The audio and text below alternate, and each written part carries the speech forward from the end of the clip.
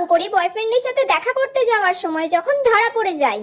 আজকে অনেকদিন পর আমি রাহুলের সঙ্গে দেখা করতে যাব। আমার তো খুব মজা হচ্ছে। এতদিন তো ওর সাথে আমি দেখা করতেই পারিনি, কারণ গরমের জন্য স্কুল পড়া সবকিছু ছুটি ছিল। এবার স্কুল খুলেছে আর আমি রাহুলের সঙ্গে দেখা করতে যাব স্কুলে যাওয়ার নাম করে। আমার তো খুব মজা হচ্ছে, চাই তাড়াতাড়ি বেরিয়ে পড়ি।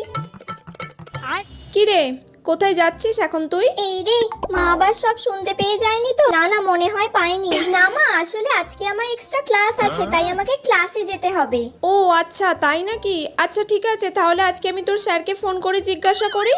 না মা, স্যারকে ফোন করতে হবে না। স্যারকেই ফোন করছি আমি। না মা, স্যারকে ফোন করুনি। তুই কেমন পড়ছিস সেটা জানতে হবে তো। আরে আমি তো রোজই পড়তে যাচ্ছি, সব পড়া পারি। স্যারকে ফোন করতে হবে না, ছেড়ে দাও। তুই পড়তে যাচ্ছিস নাকি রাহুলের সাথে দেখা করতে যাচ্ছিস? কি ভাবছিস, আমি কি কিছু শুনতে পাই না? এই রে, মা শুনে ফেলেছে তাহলে।